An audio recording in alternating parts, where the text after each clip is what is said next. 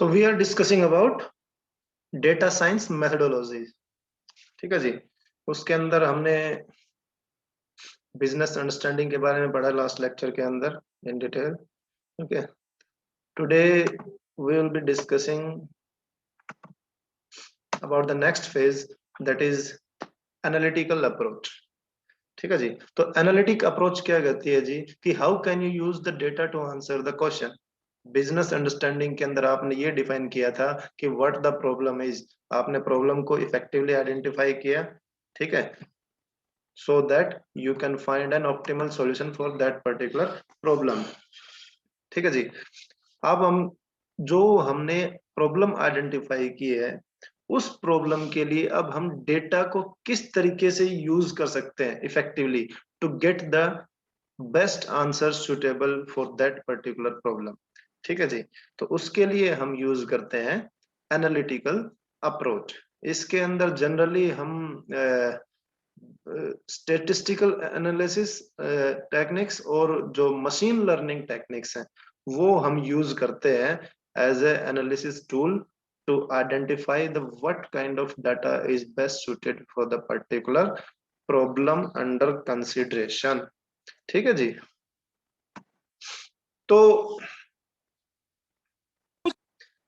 सबसे पहले हम ये आइडेंटिफाई करते हैं कि what are the data analysis methods, what are the different data analysis methods. ठीक है जी। तो सबसे पहले आपका आता है क्वालिटेटिव एनालिसिस। ठीक है जी। तो ये जनरली जो क्वालिटेटिव एनालिसिस का मतलब क्या होता है, it identifies the quality of the data that is under consideration. ठीक है जी। तो जनरली इसके अंदर जो क्वेश्चंस होते हैं वो व्हाई, कि ये डाटा हम क्यों यूज कर रहे हैं। ठीक है, जैसे क्या खासियत है उसके अंदर, what data we are using and how we will be using it effectively. ठीक है जी। तो दैट इज क्वालिटेटिव एनालिसिस, यानी कि इस एनालिसिस के अंदर main focus is on the quality of the data. ठीक है। Next is quantitative analysis. ठीक है जी। तो जो quantitative as the name suggest, quantity का मतलब क्या है, which is measured in terms of some quantity, some numbers. ठीक है जी, सम न्यूमेरिकल वैल्यू। ठीक है। तो क्वांटिटेटिव एनालिसिस का मतलब क्या है कि भाई आपको जो डेटा चाहिए आपके प्रॉब्लम सॉल्विंग के लिए, वो डेटा एडेक्वेट है भी या नहीं है फॉर योर प्रॉब्लम। आपको सफिशिएंट डेटा चाहिए ना, ऐसा तो नहीं कि आधा अधूरा डेटा हो और फिर you will not be able to get to the desired result solution. ठीक है। तो वो चीज आइडेंटिफाई करनी पड़ेगी, दैट इज क्वांटिटेटिव एनालिसिस। फिर आ जाता है text analysis. Text analysis technique क्या कहती है, विच एनालाइजेस द टेक्स्ट। जो टेक्स्ट जो आपका होता है, जो टेक्सचुअल जो इन्फॉर्मेशन होती है आपकी, चाहे आपका अल्फाबेट्स हैं, चाहे न्यूमेरिक्स हैं, चाहे आपका सिंबल्स जो आपने यूज कर रखे हैं, ठीक है, उनको एनालाइज करती है किस लिए, जो मशीन रीडेबल इंफॉर्मेशन एक्सट्रैक्ट करने के लिए। यानी कि उस जो अवेलेबल जो टेक्स्ट है उसमें से जो मशीन रीडेबल जो इंफॉर्मेशन होगी उसको वो क्या कर लेगा, एक्सट्रैक्ट कर लेगा, जो मशीन यूजेबल, जो मशीन उसको यूज कर सके आपके प्रॉब्लम सॉल्विंग के लिए। सच काइंड ऑफ फैक्ट्स और फिगर्स विल बी आइडेंटिफाइड। ठीक है जी। तो यानी कि ये जनरली क्या करती है, ये जो आपका जो बल्क ऑफ डेटा जो होता है, आपका जो बिग डेटा की जो हम बात करते हैं, उस बिग डेटा में से जो एक अनस्ट्रक्चर्ड डेटा है उसमें से डेटा को एक्सट्रैक्ट करके, कौन सा, which is usable for your problem. ठीक है। और उसको एक स्ट्रक्चर्ड फॉर्मेट के अंदर क्या करती है जी, कन्वर्ट करती है। ठीक है। That is text analysis. फिर आ जाता है आपका स्टेटिस्टिकल एनालिसिस। ठीक है जी। स्टेटिस्टिकल एनालिसिस के अंदर क्या होता है, जिसके अंदर आप डेटा का कलेक्शन होता है, उसका इंटरप्रिटेशन होता है, और इंटरप्रेट करके उसका वैलिडेशन आप करते हैं कि ये डेटा जो है, इज इट एफिशिएंट और effective to get the solution for the problem. ठीक है जी। तो यहाँ पे वेरियस स्टेटिस्टिकल एनालिसिस टेक्निक्स होती हैं जो यूज होती हैं इसके अंदर, जो आगे हम पढ़ेंगे अभी। ठीक है। उसके बाद आता है आपका डायग्नोस्टिक एनालिसिस। डायग्नोस्टिक एनालिसिस के अंदर क्या होता है, जो और ज्यादा इन डेप्थ इंफॉर्मेशन देता है about the data for solving the problem. यानी कि जो प्रॉब्लम आपकी अंडर कंसिडरेशन है उसके अंदर आपने स्टेटिस्टिकल एनालिसिस अप्लाई किया। ठीक है। उसके थ्रू आपने डेटा का क्या किया, इंटरप्रिटेशन किया, उसको रिफाइन किया। ठीक है। उसके बेसिस के ऊपर अगर आपको और फर्दर इन डेप्थ एनालिसिस अगर आपको करना है तो वो आता है आपका डायग्नोस्टिक एनालिसिस के अंदर। ठीक है जी, जिसके अंदर आपके डाटा की डिस्कवरी, उसकी माइनिंग, उसकी drill down and drill through approaches जो क्या करती हैं, काम करती हैं, जिसके अंदर आप क्या क्या करते हो, in depth analysis of the data जो आप यूज कर रहे हो प्रॉब्लम के लिए, वो वहां पे उसका इन डेप्थ एनालिसिस अगर आपको करना है तो वहां पे डायग्नोस्टिक एनालिसिस करते हैं। जैसे कि आप सिंपल टर्म्स में आप आइडेंटिफाई कर सकते हो, जो स्टैटिस्टिकल एनालिसिस है वो जैसे मान लो आपने एक्सरे करवा लिया आपके किसी बॉडी पार्ट का, ठीक है, और डायग्नोस्टिक एनालिसिस क्या है कि आपने अल्ट्रासाउंड करवा लिया या सीटी स्कैन करवाया, एमआरआई करवाया, यानी कि वो ज्यादा ब्रीफ आउट करते हैं इन डेप्थ, जो डाउन डिटेल्स जो होती हैं, जो इंटरनल जो डिटेल्स होती हैं उनकी मोर क्लियर डिटेल्ड डिस्क्रिप्शन होता है, वो होता है डायग्नोस्टिक एनालिसिस। ठीक है जी। उसके बाद आता है आपका प्रिडिक्टिव एनालिसिस। तो प्रिडिक्टिव एनालिसिस का मतलब क्या है, जो जो प्रिडिक्ट करे, किससे, जो हिस्टोरिकल डेटा को यूज करके, ठीक है जी, यानी कि जो ओल्ड डेटा जो which is available related to such kind of problem जो आपके अंडर कंसिडरेशन है, तो ऐसी प्रॉब्लम से रिलेटेड डाटा को, हिस्टोरिकल डेटा को वो उठाता है और वहां पे क्या करता है, उसको उस डेटा को फीड करता है वो मशीन के अंदर, मशीन लर्निंग के अंदर, ठीक है जी। फिर वो मशीन क्या करती है, वो उसके अंदर जो भी आपकी जो सफिशिएंट कोई या इफेक्टिव इंफॉर्मेशन है जो आपके लिए यूजेबल हो सकती है, चाहे वो कोई पर्टिकुलर पैटर्न्स हैं या कोई ट्रेंड्स हैं, तो वो उनको आइडेंटिफाई करके और फिर क्या करती है, उसको यूज करती है किसके अंदर, आपकी प्रॉब्लम सॉल्यूशन के अंदर, ठीक है जी, ताकि वो पहले से आइडेंटिफाई कर सके कि भाई आगे इसके अंदर किस तरीके से जो ट्रेंड्स हैं वो फॉलो होने हैं, या what is going to happen next, ठीक है। उसके बाद आ जाता है आपका प्रिस्क्रिप्टिव एनालिसिस, ठीक है जी। ये क्या करता है ji, it is specifically design to use automated decisions और रिकमेंडेशंस, ठीक है जी, यानी कि ये पहले से ही कुछ डिसीजनेटिव टूल्स आपको सजेस्ट करता है, कुछ रिकमेंडेशंस आपको सजेस्ट करता है यूज करने के लिए आपका सॉल्यूशन फाइंड आउट करने में, ठीक है जी।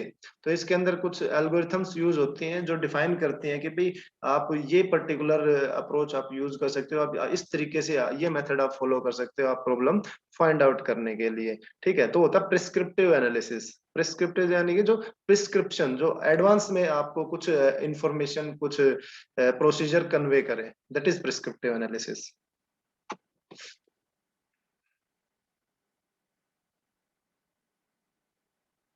उसके बाद हम बात करते हैं डेटा एनालिसिस प्रोसेस के, ठीक है जी। तो डेटा एनालिसिस प्रोसेस के अंदर सबसे पहले आता है आपका डेटा रिक्वायरमेंट स्पेसिफिकेशन, यानी कि यहाँ पे आपको क्या डिफाइन करना पड़ेगा, you will define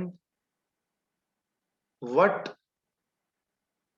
are the actual requirements. Actual requirements means what is the problem for which you are about to solve the problem, ठीक है जी। तो उसके लिए आपको क्या करना पड़ेगा, if requirement specification is there तो you are capable enough to take decisions what to finally get as a result, what to finally get as a answer और सॉल्यूशन टू द प्रॉब्लम, ठीक है।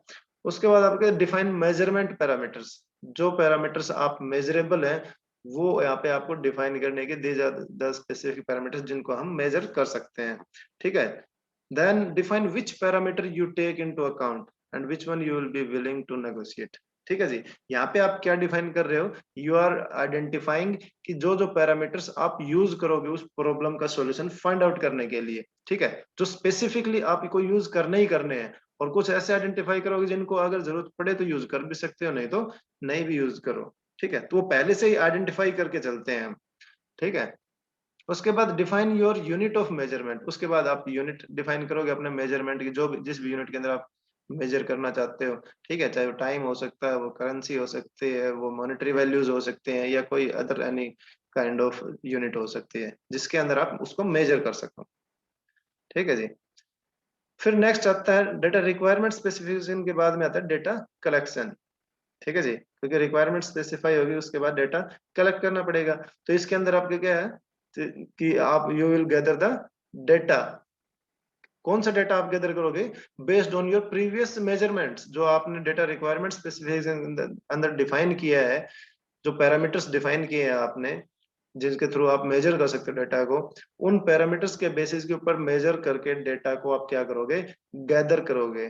ठीक है जी, from different websites, from different databases, और जितने भी आपके जो बिग डेटा सोर्सेज हैं वो कहीं से भी आप उनको आइडेंटिफाई करोगे। क्योंकि ये अब आप एक बिग डेटा की बात कर रहे हैं, तो डेटा जो होगा कलेक्ट करोगे आप, वो डेटा क्या होगा, दैट विल बी अनस्ट्रक्चर्ड और अनयूनिफॉर्म फॉर्मेट में होगा। ठीक है जी, यानी कि कोई पर्टिकुलर उसकी स्ट्रक्चर नहीं होगी, वो स्ट्रक्चर के अंदर हमें उसको कन्वर्ट करना पड़ेगा। ठीक है जी, तो डेटा कलेक्शन। उसके बाद आता है आपका डेटा प्रोसेसिंग। ठीक है जी, तो डेटा प्रोसेसिंग के अंदर आप क्या करते हो, यहाँ पे आप जो डेटा आपने कलेक्ट किया है उसको आप ऑर्गेनाइज कर सकते हो। ठीक है जी, करते हो, कर सकते हो नहीं, ऑर्गेनाइज करते हो। ठीक है, एक स्ट्रक्चर्ड फॉर्मेट के अंदर, ताकि आप उसको इफेक्टिवली यूज कर सको अपनी प्रॉब्लम के सॉल्यूशन फाइंड आउट में। ठीक है जी, दूसरा उसको क्रॉस चेक करते हो डेटा को विद रिलायबल सोर्सेज। जो है आपके पास रिलायबल सोर्सेज है, उनसे आप क्रॉस चेक करोगे डेटा को कि क्या ये डेटा रिलेवेंट है, क्या ये डेटा इफेक्टिव है सॉल्यूशन फाइंड आउट करने के लिए, क्या इस डेटा को हम इफेक्टिव, एरर फ्री है, कहीं कोई एरर्स तो नहीं है कि भाई बाद में पता चले हम डेटा ने यूज कर लिया और वो डेटा के अंदर तो ऑलरेडी एरर्स है।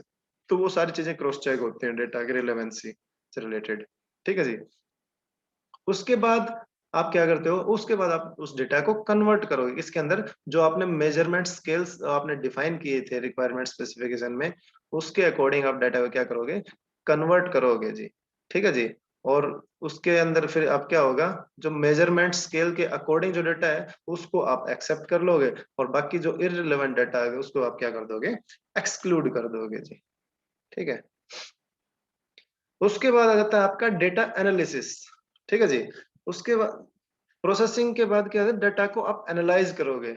ठीक है, यानी कि यहाँ पे आप डेटा का क्या करोगे, आप सॉर्टिंग करोगे, उसके उसकी प्लॉटिंग करोगे, और जो भी कोरिलेशंस, कोरिलेशन मतलब how the data is related to the problem under consideration.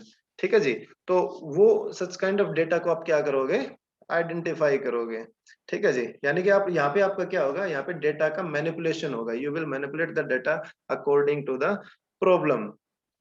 ठीक है जी, उसके अंदर आप क्वेश्चंस को भी मॉडिफाई कर सकते हो, आप पैरामीटर्स को भी रीडिफाइन कर सकते हो, और डेटा जो पूरा डेटा है उसको रीऑर्गेनाइज कर सकते हो on the basis of the analytic findings.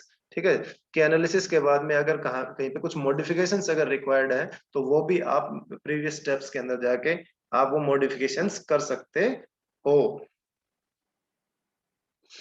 उसके बाद इन्फर एंड इंटरप्रेट रिजल्ट्स। ठीक है जी, डेटा का मैनिपुलेशन कर लिया आपने, एनालिसिस करके डेटा को आपने मोर रिफाइन कर लिया रिलेटेड टू द प्रॉब्लम। अब आप क्या करोगे, you will find out the results for the problem. ठीक है, तो जो रिजल्ट्स जनरेट होंगे उनको आप क्या करोगे, you will review if the results answer your initial questions. क्या अगर आपकी जो प्रॉब्लम है उसका सॉल्यूशन ये दे रहा है, ये नहीं दे रहा है रिजल्ट्स। ठीक है, दूसरा क्या रिव्यू करना है, आपको ये रिव्यू करना है कि जो भी पैरामीटर्स आपने डिफाइन किए थे वो सारे सारे पैरामीटर्स कंसीडर्ड हैं या नहीं है सॉल्यूशन के अंदर, रिजल्ट के अंदर। ठीक है जी, तीसरा क्या है, review if there is any hindering factor for implementing the decision. यानी कि कोई कंफ्यूजिंग स्टेट तो नहीं है, आपका जो रिजल्ट फाइंड आउट हुआ है, वो रिजल्ट जो सॉल्यूशन आपको चाहिए प्रॉब्लम के लिए, उस रिजल्ट को, उसका सॉल्यूशन को फाइंड आउट करने में कहीं पे कोई एम्बिग्यूटी कोई क्रिएट तो नहीं हो रही है। ठीक है, उसके बाद क्या होगी, ये चीजें रिव्यू करने के बाद आप क्या करोगे, you will choose data visualisation techniques to communicate the message better. यानी कि आप यहाँ पे ग्राफिकल टूल्स को आप यूज करोगे डेटा के को बेटर रिप्रेजेंट करने के लिए। ठीक है जी, जैसे चार्ट्स हो गए, ग्राफ्स हो गए, कलर कोडिंग स्कीम्स हो गई, या कोई और मेथड जो भी ग्राफिकल रिप्रेजेंटेशन के लिए आप यूज कर सकते हो, वो आप करोगे उस डेटा को इफेक्टिवली रिप्रेजेंट करने के लिए। ठीक है जी, तो this is the complete data analysis process. उसके बाद आती है आपका डेटा एनालिसिस टेक्निक्स। ठीक है जी, यानी कि डेटा एनालिसिस के लिए टेक्निक्स कौन कौन सी है, तो हमने कैटेगराइज किया टेक्निक्स को डिफरेंट कैटेगरीज के अंदर। सबसे पहले है techniques based on mathematics and statistics. Statistics और मैथमेटिक्स के बेसिस के ऊपर कौन कौन सी टेक्निक्स आप यूज कर सकते हो, आप डिस्क्रिप्टिव एनालिसिस आप यूज कर सकते हो। ठीक है जी। डिस्क्रिप्टिव एनालिसिस हम पहले बता सके, जो हिस्टोरिकल डेटा के बेसिस के ऊपर आपका डेटा, आप उस डेटा को यूज करता है आपके सॉल्यूशन फाइंडिंग के अंदर। ठीक है जी। दूसरा डिस्पर्सन एनालिसिस। डिस्पर्सन का मतलब क्या है? The area on which data set is spread, यानी कि एक पर्टिकुलर एरिया जिसके अंदर डेटा जो क्या है, यानी कि डेटा की बाउंड्रीज कहाँ कहाँ तक है। ठीक है जी। वो चीज आइडेंटिफाई करके क्या करता है, डेटा को एनालाइज करते हैं ये, कि भाई जो कहीं पे जो वेरिएबिलिटी है डेटा के अंदर, कहीं पे ऐसा डेटा है which is tending to change. ठीक है, तो सच काइंड ऑफ डेटा को यहाँ पे क्या करते हैं, हम आइडेंटिफाई करते हैं। उसके बाद रिग्रेशन एनालिसिस। रिग्रेशन एनालिसिस आपको पता ही है, आप फर्स्ट यूनिट के अंदर भी पढ़ चुके हैं रिग्रेशन टेक्निक्स क्या होते हैं, जिसके अंदर क्या होता है, रिलेशनशिप डिफाइन करते हैं बिटवीन द वेरिएबल्स। ठीक है जी।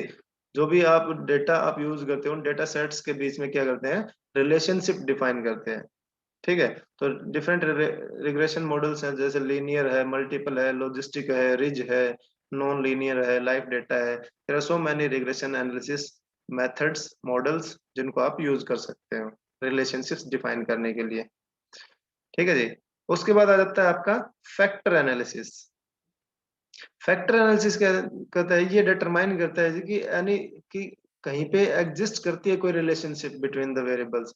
ठीक है, वो तो रिलेशनशिप डिफाइन करने के लिए यूज होता है रिग्रेशन एनालिसिस। तो फैक्टर एनालिसिस क्या करता है, आइडेंटिफाई करने के लिए, डिटरमाइन करने के लिए कि भाई कोई एग्जिस्टिंग कोई relationship if available between the variables और डेटा सेट्स। ठीक है, तो वो चीज यहाँ पे क्या करता है, आइडेंटिफाई करते हैं। दूसरा क्या आता है फिर आपका डिस्क्रिमिनेंट एनालिसिस। डिस्क्रिमिनेंट एनालिसिस क्या है, ये क्लासिफिकेशन टेक्निक है जो क्या आइडेंटिफाई करती है, जो डिफरेंट जो ग्रुप्स हैं आपके डेटा के, जो आपके डेटा को आपने जो क्लस्टरिंग की हुई है, डाटा का आपने क्लासिफिकेशन किया हुआ है, तो उसके अंदर क्या करता है ये आइडेंटिफाई करता है कि what are the different points जिनके बेसिस के ऊपर आप क्लासिफिकेशन कर सकते हो डेटा का। ठीक है, यानी कि क्लासिफिकेशन किस बेसिस के ऊपर होगा, वो चीज आइडेंटिफाई, वो पैटर्न आइडेंटिफाई करने के लिए क्या यूज करते हैं हम, डिस्क्रिमिनेंट एनालिसिस। यानी कि क्या क्या डिफरेंसेस हैं between the different data sets, different data variables. उसके बाद आ जाता है आपका time series analysis. Time series analysis में क्या होता है, इसके अंदर आप क्या होता है, measurements are spend across time. ठीक है जी। यानी कि over the passage of time, आप डेटा का जो कलेक्शन है वो किस तरीके से इफेक्टिवली ऑर्गेनाइज्ड है। ठीक है जी, उस चीज को मेजर करना। ठीक है, कि ऐसा तो नहीं है कि data over the passage of time, जो डेटा की जो कंसिस्टेंसी है वो चेंज हो जाएगी, उसकी एफिशिएंसी, उसकी इफेक्टिवनेस है वो वेरी कर जाएगी। तो सच काइंड ऑफ मेजरमेंट्स हम पहले ही करके चलेंगे कि भाई ये पर्टिकुलर डेटा है, ये after certain period of time change हो सकता है, ये आपका स्टैटिक डेटा रहेगा। तो वो सारी चीजें मैनेज करने के लिए क्या यूज करते हैं हम, टाइम सीरीज एनालिसिस, ताकि over the period of time कहीं पे कोई एनोमलीज क्रिएट ना हो। नेक्स्ट आ जाता है आपका techniques based on artificial intelligence and machine learning. ठीक है जी। तो इसके अंदर आर्टिफिशियल न्यूरल नेटवर्क आपका यूज होता है। ठीक है, एक ऐसा network which is inspired by the biological nervous system, जो आपका ह्यूमन ब्रेन होता है उसके बेसिस के ऊपर क्या होता है, ड्राइव्ड होता है आर्टिफिशियल न्यूरल नेटवर्क्स। ठीक है, तो ये नॉइसी डेटा को एक्सेप्ट करते हैं, उसको क्या करते हैं, यूज करते हैं उसके क्लासिफिकेशन के अंदर, उसके अंदर फोरकास्टिंग के अंदर, उसकी प्रोसेसिंग के लिए। ठीक है जी। और ये जो, क्योंकि ये based on the human brain होते हैं, processing like a human brain, neurons होते हैं इसके अंदर। ठीक, आर्टिफिशियल न्यूरॉन्स, तो इनकी एक्यूरेसी जो होती है वो एक्यूरेसी इज वेरी हाई। ठीक है। दूसरा आपका डिसीजन ट्रीज होती है। ठीक है जी। यानी कि इसके अंदर क्या होता है, ट्री शेप्ड मॉडलिंग होती है, जिसका जो रिप्रेजेंटेशन करता है कोई क्लासिफिकेशन को या रिग्रेशन मॉडल जो आप यूज कर रहे हो उसको। ठीक है जी। तो उसके लिए हम यूज करते हैं डिसीजन ट्रीज। फिर इवोल्यूशनरी प्रोग्रामिंग होती है, जो क्या करते हैं, जो कंबाइन करते हैं different type of data analysis using evolutionary algorithms. Evolutionary algorithms कौन सी होती है? वो होती हैं जो एक बार कोई रिजल्ट जनरेट कर देती हैं, उसके बाद वो बेटर रिफाइन होके दोबारा से एक मोर इवोल्विंग, एक मोर रिफाइंड रिजल्ट्स जनरेट करती हैं एट ईच आइट्रेशन। ठीक है। उसके बाद आता है आपका फजी लॉजिक। ठीक है जी। ये डेटा एनालिसिस टेक्निक है जो प्रोबेबिलिटी के ऊपर बेस्ड होती है। ठीक है जी।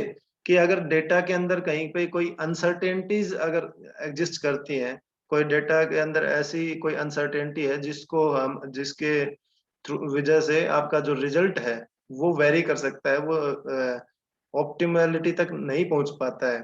तो ऐसी अनसर्टेनिटीज जो हैपन हो सकती हैं आपकी प्रोसेसिंग के अंदर, आपके पूरे इस प्रोसेस के अंदर, उस चीज को आइडेंटिफाई करने के लिए आप क्या यूज करते हो? फजी लॉजिक यूज करते हो। ठीक है जी। उसके बाद techniques based on visualisation and graphs होते हैं। ठीक है जी।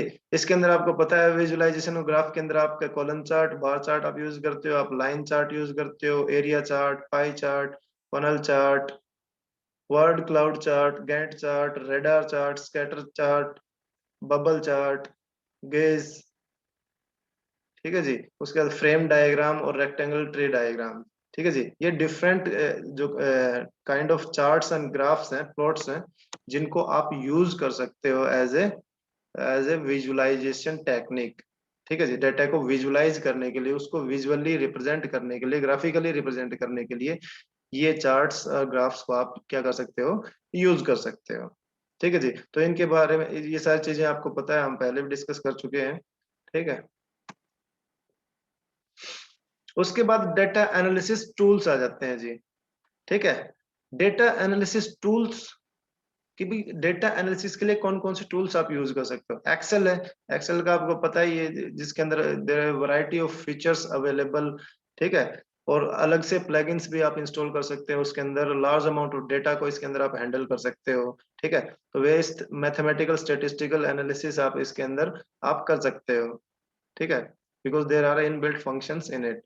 ठीक है जी। फिर दूसरा आपका टेब्लू आता है। ठीक है। टेब्लू क्या होता है? आपके बीआई टूल कैटेगरी के अंडर में आता है, जो made for sole purpose of data analysis, यानी कि स्पेसिफिकली किसके लिए डिजाइन है? ये डेटा एनालिसिस के लिए डिजाइन है। इसके अंदर स्पेसिफिक जो फीचर है इसकी वो है pivot table and pivot charts.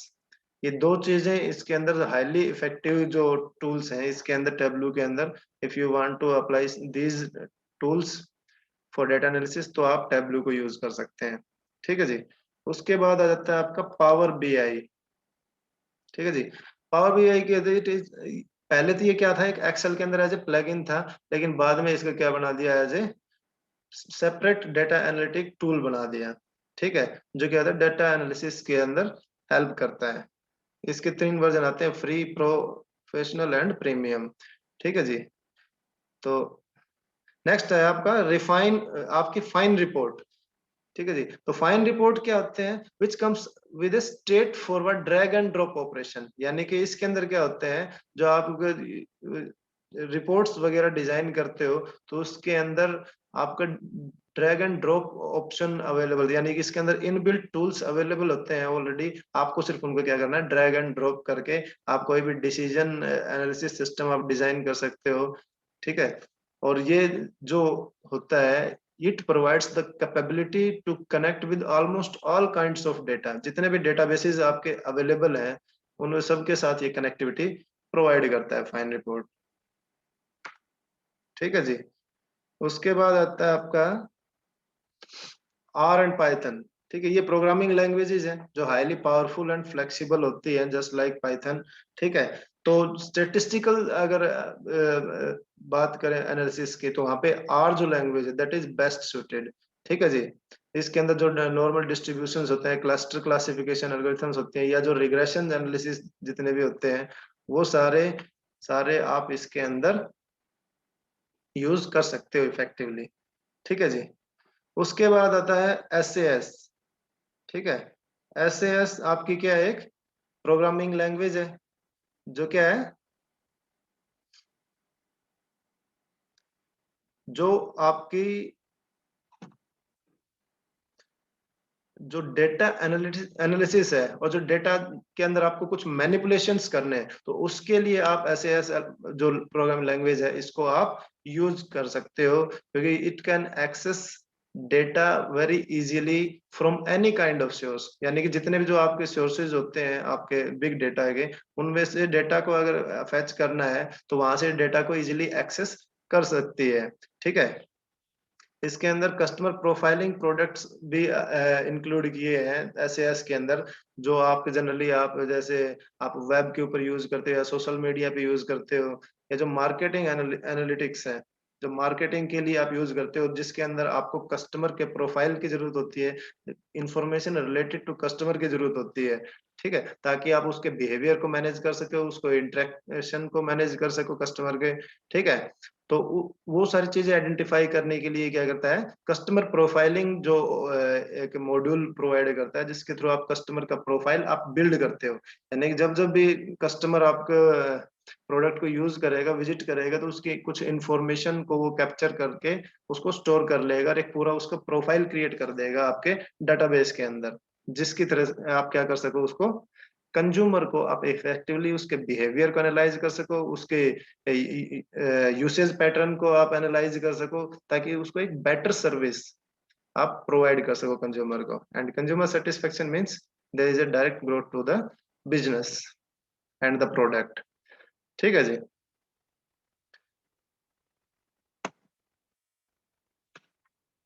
Next आपका आता है डेटा रिक्वायरमेंट्स। ठीक है, तो डेटा रिक्वायरमेंट्स क्या कह रहा है कि what do you need to answer the, what data do you need, आपको क्या डेटा चाहिए आंसर आपके प्रॉब्लम का सॉल्यूशन फाइंड आउट करने के लिए। तो हमने जो अभी जितनी सारी एनालिटिक अप्रोचेस पढ़े हैं, इतने सारे एनालिसिस टूल्स पढ़े हैं, मेथड्स पढ़े हैं, ये सारे ही क्या करते हैं, डिटरमाइन करते हैं कि what is the actual data that is required for our problem under consideration. ठीक है जी, और उसका इफेक्टिव सॉल्यूशन फाइंड आउट करने के लिए हम यूज करते हैं, जिसके अंदर आपका स्पेसिफिक कंटेंट होता है, स्पेसिफिक फॉर्मेट होता है, डाटा रिप्रेजेंटेशंस होते हैं। ठीक है, वो सारे जो आपके एनालिटिकल टूल्स पढ़े हैं उनके बेसिस के ऊपर ही हम आइडेंटिफाई करते हैं what are the data requirements for the particular project. ठीक है जी, तो यहाँ तक if you have any doubts तो यू कैन आस्क।